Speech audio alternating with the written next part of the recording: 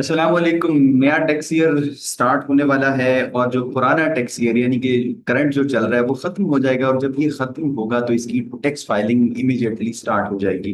तो जो tax payers हैं और उसके अलावा टैक्स कंसल्टेंट्स हैं, उनके लिए कुछ इंस्ट्रक्शंस हैं जिनको अगर वो फॉलो करेंगे तो इंशाल्लाह टैक्स सीजन बड़े सुकून से गुजरेगा। मैंने वन बाय वन इनको लिस्ट डाउन कर दिया है, हम इनको डिस्कस करते हैं। 10-12 चीजें सिर्फ आपने इनका ख्याल करना है, इंशाल्लाह आपके लिए इस दफा टैक्स फाइलिंग आसान होगी और बिल्कुल आप कंफर्टेबली कर पाएंगे। वरना ये है कि लोग परेशानी होती है, उस वक्त ढूंढ रहे होते हैं कि फलां डॉक्यूमेंट का है, फलां चीज का है। कंसल्टेंट भी उस टाइम वन बाय वन मांग रहे होते हैं, अब जनाब अपने एक्सपेंसेस की लिस्ट प्रोवाइड कर दें, अब अपने एसेट्स की प्रोवाइड कर दें, अब ये चीज चाहिए। फिर वो जब सिस्टम पे बैठते हो वो फलां चीज भी मिसिंग है। तो टैक्स पेयर भी परेशान होता है, कंसल्टेंट भी परेशान होता है। कंसल्टेंट के पास काम बहुत होता है और जब वो वन बाय वन चीजें मांगता है तो खुद भी वो उसका काम पेंडिंग होता है, और उसके अलावा जो टैक्स पेयर है, जो उसका क्लाइंट है, वो बड़ा इस चीज की वजह से डिस्टर्ब होता है। तो हम इसको वन बाय वन डिस्कस करते हैं। सबसे पहला काम आपने जो करना है ना, वो अभी कर लें। ये हफ्ता 10 दिन जो आपके पास है, इन्हीं में आप कर लें। आप अपनी सबसे पहले एनुअल इनकम कैलकुलेट कर लें।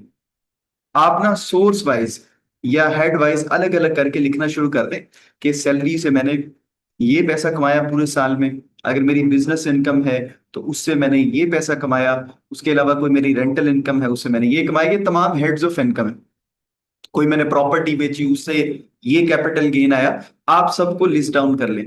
एक्सेल की एक जो है ना वो फाइल बना लें, मैं वो भी इंशाल्लाह आपको प्रोवाइड कर दूंगा एक आध दिन में। तो उसमें ये है कि आप अपना पूरा एक सीक्वेंस वाइज चीजों को इकट्ठा करके रख सकते हैं कि ये मेरे जनाब ये सारे पॉइंट्स है ना, उनके हवाले से आपको एक एक्सेल फाइल मिल जाए तो आपके लिए बड़ी आसानी होगी। उसके बाद आपने क्या करना है, आपने लिस्ट डाउन करने हैं अपने annual expenses categorize by head. देखिए ना, बिजनेस के एक्सपेंसेस अलग करने हैं आपने। सैलरी में तो कोई एक्सपेंसेस अलाउड नहीं ना। आप बिजनेस के एक्सपेंसेस आपने अलग करने हैं, कोई रेंटल इनकम की कलेक्शन के हवाले से कोई एक्सपेंडिचर है वो अलग करने हैं, और किसी किस्म के अदर एक्सपेंसेस हैं उनको आपने अलग कर लेना है। तो हेड वाइज इनको भी आप अलग कर लें, जो आपके खर्चे हैं। अभी मैं वो आपके पर्सनल एक्सपेंसेस की बात नहीं कर रहा, उनकी तरफ भी इंशाल्लाह आते हैं। फिर उसके बाद आपने क्या करना है, अपने तमाम जो भी टैक्स आपका जहां जहां पे डिडक्ट हुआ है ना, उनके आप सर्टिफिकेट्स या टैक्स डिडक्शन के हवाले से जो भी एविडेंस है वो कलेक्ट कर लें।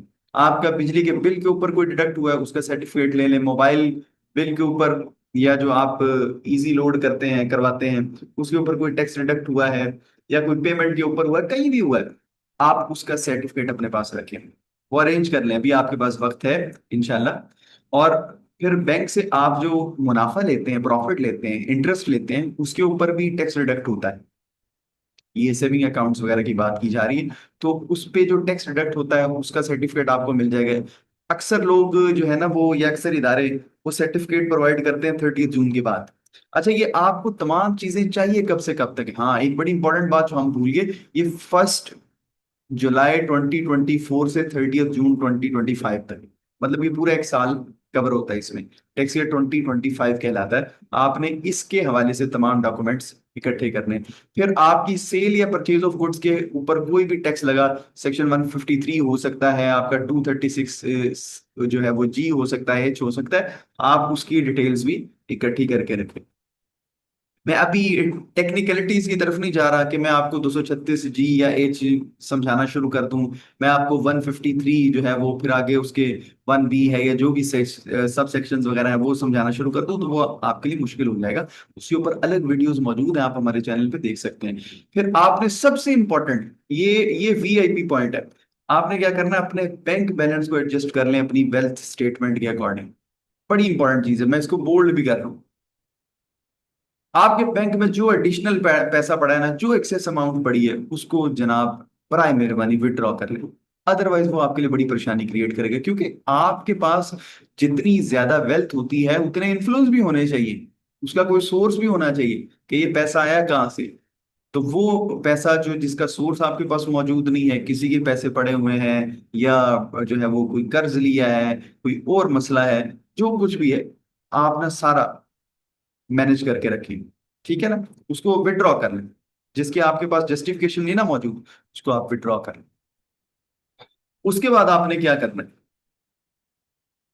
उसके बाद आपने जनाब ये करना है कि अगर कोई प्रॉपर्टी परचेज की है या सेल की है। ये 1 जुलाई 2024 से लेके 30 जून 2025 के दरमियान। तो उसकी डिटेल्स आपने रखनी है कि उसका एड्रेस क्या है, उसकी प्राइस क्या है, उसका एरिया कितना था, केनाल मरला जो भी है, स्क्वायर मीटर स्क्वायर यार्ड, वो आपने सारी डिटेल्स अपने पास रखनी है। देन अगर आपने कोई प्लॉट परचेज किया इंस्टॉलमेंट्स पे, अब ये कुछ चीजें जो है ना वो इंस्टॉलमेंट्स के हवाले से आ रही हैं, उसको हम अभी थोड़ा सा हल्का सा डिस्कस कर लेते हैं। डिटेल इंशाल्लाह आपको मैं फिर कभी प्रोवाइड कर दूंगा 2-4 दिन में। उसके ऊपर डिटेल्ड वीडियो बना दी जाएगी कि अगर आप कोई प्रॉपर्टी, कोई गाड़ी लीज में परचेज करते हैं, इंस्टॉलमेंट्स में परचेज करते हैं, उसको आप अपनी वेल्थ में कैसे मैनेज करेंगे, रिटर्न में कैसे मैनेज करेंगे इंशाल्लाह। अभी मैं क्योंकि चीजों का ओवरव्यू दे रहा हूँ कि आपने ये काम करके रख लेने हैं। अगर आपने एक इंस्टॉलमेंट्स पे कोई प्लॉट, कोई घर, कुछ भी परचेज किया है, तो उसकी जो इंस्टॉलमेंट्स आपने पे कर दी हैं, जितनी रिमेनिंग है, सारा आपने रिकॉर्ड रखना है जनाब। अगर आपने कोई इंश्योरेंस पॉलिसी ली है, उसका आप जो भी प्रीमियम वगैरह भरते हैं पूरे साल में, आपके पास डिटेल्स होनी चाहिए, और अभी तक आप जितना प्रीमियम पे कर चुके हैं उसकी आपके पास डिटेल होनी चाहिए। फिर आपने अगर लीज पे कोई व्हीकल यानी गाड़ी बाइक वगैरह परचेज की है, तो उसकी आपके पास डिटेल्स होनी चाहिए सारी। ये बड़ी कंपलसरी चीजें हैं, ये आपने इनको लाइट नहीं लेना। फिर उसके बाद आपने क्या किया जी, इफ यू हैव बॉट और sold gold during the year, आपने कोई सोना परचेज किया है या सेल किया है, या आपने परचेज किया है, वो आपकी वेल्थ में आएगा, उससे आपकी वाइट मनी कह लें या जो भी है, वो वेल्थ आपकी बढ़ जाएगी। लेकिन अगर आपने सेल किया है, तो गोल्ड क्योंकि एक कैपिटल एसेट है, उसके ऊपर कैपिटल गेन अराइज होगा, और कैपिटल गेन के ऊपर फिर कैपिटल गेन टैक्स भी लगेगा। तो उसकी भी आपने डिटेल्स प्रोवाइड करनी है कि इतने का मैंने परचेज किया था, और इतने का मैंने इस टैक्स ईयर में सेल किया है, इतना मुझे मुनाफा हुआ है, तो उस मुनाफे के ऊपर टैक्स लगेगा। देन आप देखिएगा, if you have taken a loan from a bank, provide it's details. Bank loan की आप डिटेल्स प्रोवाइड करें। उसके अलावा अगर आपने किसी रिश्तेदार से कोई लोन वगैरह लिया है, उसकी डिटेल्स भी प्रोवाइड करनी है, लेकिन उसके लिए याद रखिएगा कि ये वो लोन होना चाहिए, अगर आपने नॉन एनटीएन होल्डर से लिया है ना, तो फिर ये क्रॉस चेक के थ्रू लिया गया हो। और अगर आपने एनटीएन होल्डर से लिया, तो फिर बैंकिंग चैनल उसमें इस्तेमाल हुआ। बैंकिंग चैनल का मतलब ये होता है एटीएम से वो पैसे आपको रिसीव हुए हो, और जिस बंदे ने आपको ट्रांसफर किए उसने अपनी बैंक ऐप से आपको ट्रांसफर कर दी हो, या फिर ये हो सकता है कि वो बैंक जाके ऑनलाइन करवाया हो।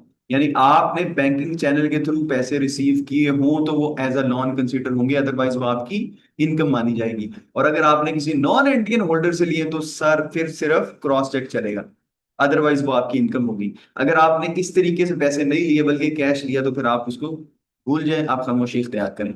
और वो बंदा जिसने आपको ट्रांसफर किए थे, उसको भी मना करें कि आपने अपनी वेल्थ में इसको डिस्क्लोज नहीं करना। ये बातें याद रखिएगा। आगे है, if you have received any gift during the year, such as plot, vehicle, कुछ भी आपने एज अ गिफ्ट रिसीव किया है, तो उसके हवाले से जो भी डॉक्यूमेंट्री एविडेंस होना चाहिए वो आपके पास मौजूद हो। ठीक है, याद रखिए। आगे, if you have received any foreign remittance, बाहर से कोई पैसा आया है आपके पास, तो उसके हवाले से जो डॉक्यूमेंट्स रिक्वायर्ड है, मैंने बड़ी डिटेल में एक वीडियो बनाई हुई है, उसका लिंक भी मैं प्रोवाइड कर दूंगा। लोन के हवाले से भी है, और फॉरेन रेमिटेंस के हवाले से भी है। मैं इंशाल्लाह जो एसेट्स आप इंस्टॉलमेंट में लेते हैं उसके हवाले से भी एक वीडियो बना दूंगा, और उसका भी लिंक प्रोवाइड कर दूंगा। लेकिन वो दो वीडियोज आपने जरूर देखनी है, उनमें आपकी बहुत सी मुश्किलात जो है ना, वो इंशाल्लाह उनका सोल्यूशन निकल आएगा। तो ये मेरा ख्याल है कि 12 पॉइंट मैंने यहाँ पे बनाए हैं। इसके अलावा भी कुछ चीजें हो सकती हैं जो कि शायद अभी मैं डिस्कस नहीं कर पाया। वक्त की नजाकत भी जो है उसको भी देखना होता है। और फिर इम्पोर्टेंस के हवाले से जो चीजें मुझे ज्यादा इंपॉर्टेंट लगी, वो मैंने यहाँ पे डिस्कस की। लेकिन जो पॉइंट नंबर 4 है वो वीआईपी था। आपने अपने बैंक बैलेंस, जो भी आपके पास कोई एडिशनल पैसा है आपके पास, उसकी या तो जस्टिफिकेशन होनी चाहिए, जस्टिफिकेशन नहीं है तो फिर विड्रॉ कर लें। फिर आपकी जो इनकम है, एक्सपेंसेस हैं, हाँ जाती एक्सपेंसेस की हम बात कर रहे थे जो कि आपकी वेल्थ स्टेटमेंट में आते हैं, तो उनके हवाले से कोई इतनी परेशानी वाली बात नहीं होती। वो अगर आप टोटल करके भी बता देना कि इतने मेरे माहाना खर्चे हैं और इतने मेरे एनुअल एक्सपेंसेस हैं, तो वो चलेगा। उसमें कोई बहुत ज्यादा सख्ती नहीं है। बिजनेस एक्सपेंसेस के हवाले से आपको बहुत ज्यादा कॉन्शियस होने की जरूरत है, क्योंकि हम बिजनेस के हवाले से जो पेमेंट्स कैश में करते हैं, तो वो हर पेमेंट अलाउ आपको नहीं की जाती एज एन एक्सपेंस। ये याद रखिएगा। बस अभी के लिए इतना ही, इंशाल्लाह फिर आपसे मुलाकात होगी इसके हवाले से कोई क्वेश्चंस हो, कोई क्वेरीज हो, कुछ भी आप पूछना चाहें, मेरा नंबर भी गिवन है चैनल पे। उसके अलावा आप कमेंट्स में पूछ सकते हैं, इंशाल्लाह वहां पे भी आपको रिस्पांस मिलेगा। किसी पॉइंट के हवाले से आप अगर चाहें कि सर इसके ऊपर अलग से वीडियो बना दी जाए, तो अलग वीडियो भी इंशाल्लाह बना दी जाएगी। अपना ख्याल रखिएगा।